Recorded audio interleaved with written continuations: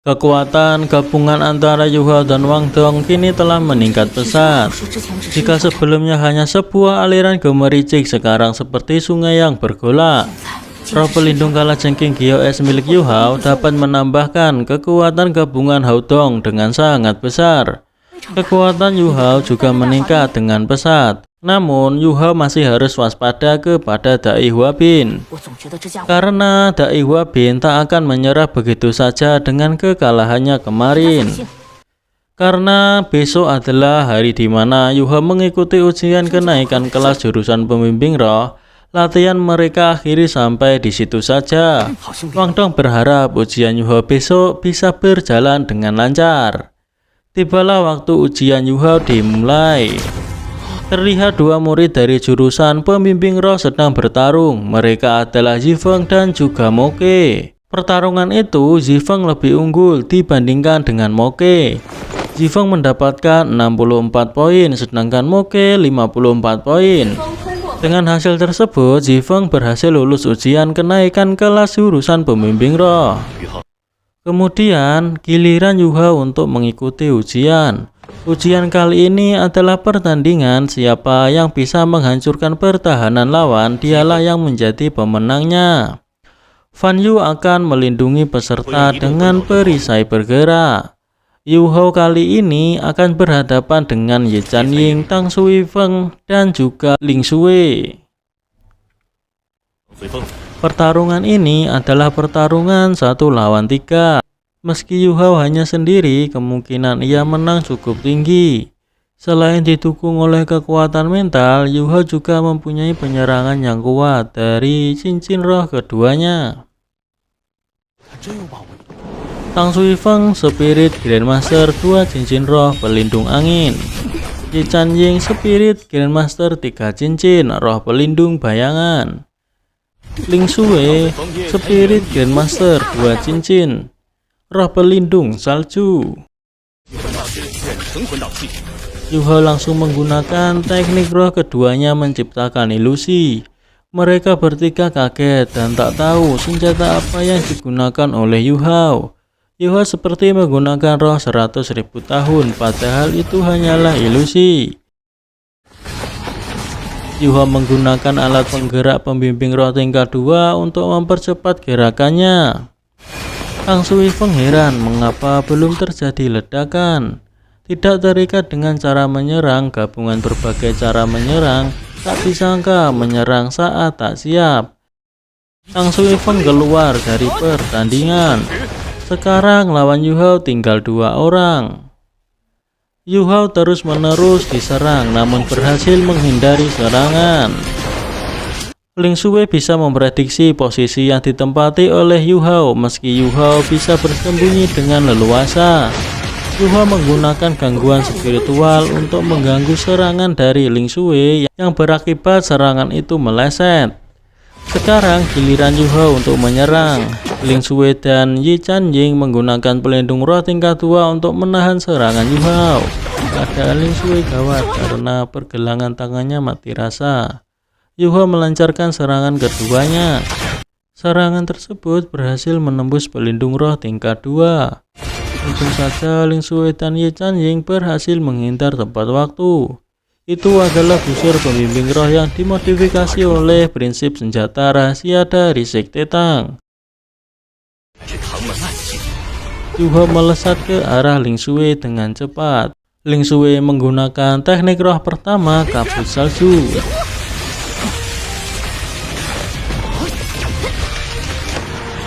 Ling Shui heran mengapa kekuatan roh Yu Hao tak terpengaruh oleh pelindung miliknya. Hal itu dikarenakan Yu Hao memiliki atribut es terbaik, bisa menekan roh pelindung salju. Ye Chan Ying menggunakan teknik roh kedua, 3 bayangan, lalu menggunakan tembakan pembimbing roh tingkat 2 untuk menyerang Yu Hao. Yu Hao berhasil menghindari serangan tersebut satu persatu. Yu Hao menggunakan deteksi spiritual untuk mengetahui area sekitar secara spesifik. Yu Hao membekukan serangan dari Ye Chan Ying, lalu mengembalikan serangan itu untuk membuat serangan balik. Dengan ini Huo Yuhe menang 1 lawan 3. Yuhe mendapatkan poin 95 sedang lawan mendapatkan poin 65. Dengan hasil itu membuat Yuhe melewati ujian kenaikan kelas 2 jurusan pembimbing roh. Yuhe menghampiri Ye Chanying dan membantunya untuk berdiri kembali. Yuhe berterima kasih atas bimbingan mereka. Senior Fan Yu memperkenalkan Yu Hao. Ia mengatakan jika Yu Hao sama seperti Cai Tao, ia adalah murid pribadi dari Fan Yu. Semua orang yang ada di situ bersorak untuk Yu Hao. Di malam harinya, Wang Dong menikmati malam melihat indahnya pemandangan. Yu Hao menyapa Wang Dong yang sendirian. Yu Hao ingin tahu apakah Wang Dong sedang menunggu dirinya. Melihat Wang Dong yang memakai baju baru, ia mengira jika Wang Dong bersiap untuk keluar.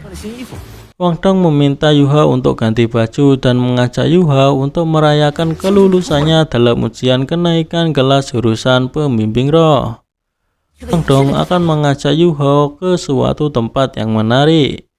Mereka pergi ke luar akademi. Wang Dong berinisiatif ingin mengajak Xiao Xiao, namun sayang Xiao Xiao ada urusan dan tidak bisa datang. Saat kembali bisa membawakan makanan yang enak untuk Xiao Xiao. Yu Hao tak tahu Wang Dong ingin kemana dengan pakaian semewah itu. Wang Dong bertanya apakah Yu Hao pernah berkeliling Akademi Shrek.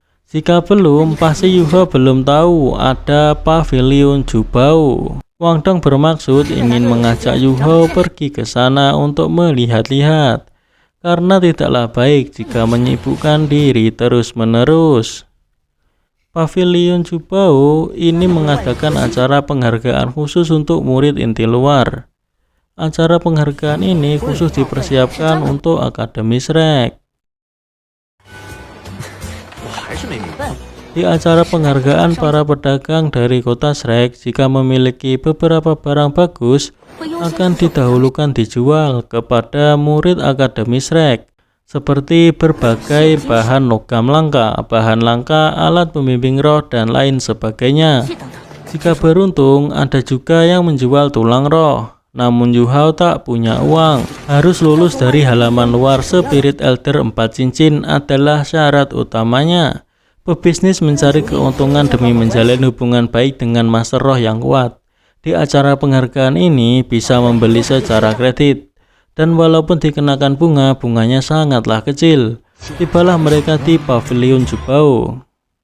Ini memang toko yang sangat besar, mengelola berbagai barang yang berhubungan dengan master roh. Mereka berdua tak tahu jika ada yang mengawasi mereka dari kejauhan. Orang tersebut menggunakan jubah hitam. Di Pavilion Jubao, jika ingin membayar secara kredit, dipersilahkan ke counter untuk melakukan penilaian. Penilaian utamanya berkaitan dengan kekuatan usia dan tipe master roh. Hasilnya akan menunjukkan jumlah kredit yang didapatkan. Sebelum masuk, mereka mengisi formulir pendaftaran informasi pribadi terlebih dahulu. Wang Dong memiliki jumlah kredit 100.000 koin emas. Di usia Wang Dong sekarang, ia sudah mendapatkan peringkat tertinggi. Wanita itu kaget melihat formulir milik Yu Hao. Yu Hao dipromosikan menjadi tamu VIP di Pavilion Jubao. Yu Hao dan Wang Dong juga kaget dengan hal itu. Sesuai peraturan saat ini, setiap tahun Yu Hao berhak membawa sesuatu dari penghargaan ini sesuka hati. Wang Dong tak menyangka Yu Hao benar-benar memenangkan hadiah besar. Pavilion Jubao adalah milik akademi. Yu Hao mendapatkan kartu terbaik adalah keputusan akademi. Yu Hao bertanya apakah nenek tua itu adalah guru dari akademi. Wang Dong juga tak mengetahuinya. Seseorang menanyakan pendapatnya mengenai cincin yang ia bawa. Apakah cincin batu pusaka merah itu cocok untuk Nan Nan? Bebe tak memperdulikannya dan menyuruhnya untuk pergi. Orang itu tak tahu bagaimana caranya ia mengetahui apa yang disukai oleh Jiang Nanan, sang pujaan hati. Bebe hanya tahu jika Xiaoya suka senjata rahasia. Ternyata nama dari orang yang menyukai Jiang Nanan adalah Sansi. Yuho bertemu dengan mereka berdua. Tak menyangka sosok Nanan begitu cantik, pantas saja membuat Sansi begitu menyukainya. Sansi pergi untuk mengejar Jiang Nanan. Sebelum ia pergi, ia tak lupa meminta Bebe untuk menyuruh Xiaoya membawa Nanan masuk ke Sekte Tang. Setelah itu, Sansi juga akan ikut masuk. Dengan begitu, dirinya akan terus bersama Jiang Nanan. Yuho bertanya kepada senior Bei, apakah senior Sansi juga ingin bergabung dengan Sekte Tang? Demi sekelas dengan Jiang Nanan, dia masih menolak untuk naik ke kelas 5. Jika bukan karena identitas sebagai murid inti, mungkin kali ini akan dikeluarkan dari akademi. Senior Bei lalu pergi meninggalkan Yuho dan Wang Dong. Tianmeng meminta Bingbing untuk melihat tangan kanan beruang es berusia 1000 tahun. Tianmeng mengatakan jika itu benar-benar kunci untuk mengubah takdir, juga bisa membuka hatimu, maksudnya hati Bingbing. Bingbing kesal karena Tianmeng terus saja memanggil namanya sepanjang hari. Tianmeng pura-pura jika dirinya benar-benar sakit. Ketidakpedulian Bingbing seperti es membuat hati Tianmeng kedinginan. Bingbing bertanya apakah yang disukai Tianmeng darinya, maka ia akan mengubahnya. Tianmeng tentu saja menyukai segalanya dari Bingbing. Terlihat Bingbing tertarik pada suatu benda. Itu adalah tulang roh yang berasal dari Raja Naga Emas yang berusia 10.000 tahun.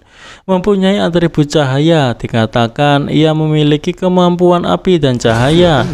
Itu sangat cocok untuk Wang Dong. Harganya lumayan mahal, yakni 9,5 juta koin emas. Yuho akan menukarnya dengan harga spesial. Meski Wang Dong hanya bisa berutang 100.000, tapi ia bisa mengeluarkan uangnya sendiri. Tak menyangka Wang Dong punya banyak uang yang sanggup membelinya dengan uangnya sendiri. Wang Dong tak ingin Yuho demi dirinya menggunakan hak istimewa yang diberikan oleh akademi. Mereka adalah satu tim. Yuho dan Xiao Xiao sudah punya tulang roh, namun Wang Dong sebagai penyerang di tim malah belum mempunyainya. Terlebih lagi, mereka adalah pasangan yang bisa menyatukan roh pelindung. Jika kekuatan Wang Dong meningkat, itu juga akan meningkatkan kekuatan saat penyatuan roh pelindung. Namun, semakin berharga barang yang Yuho ambil dari sini membuat utang budi Yuho kepada akademi semakin besar.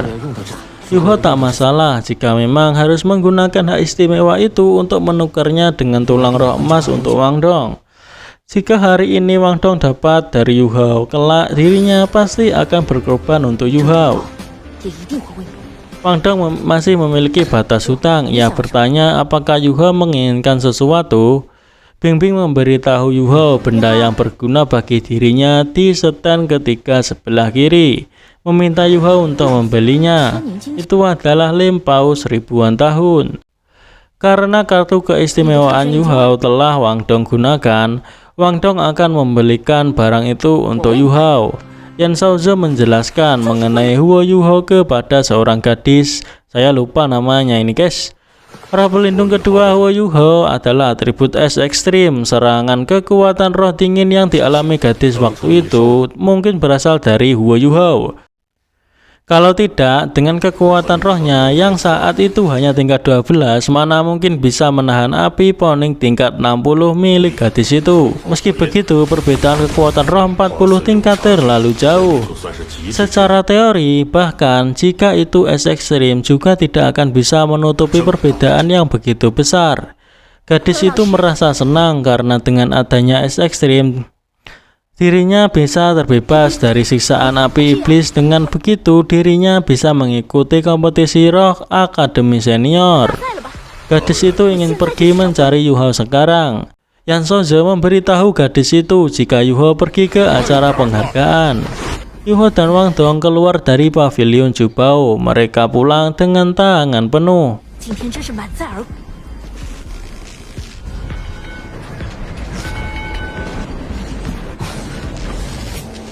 Mereka berdua merasa ada yang aneh dengan adanya lampu yang tiba-tiba mati. Yuho meminta Wang Dong untuk berhati-hati. Di dalam kereta yang ia tumpangi, nampak seseorang berjubah hitam tadi menunjukkan dirinya.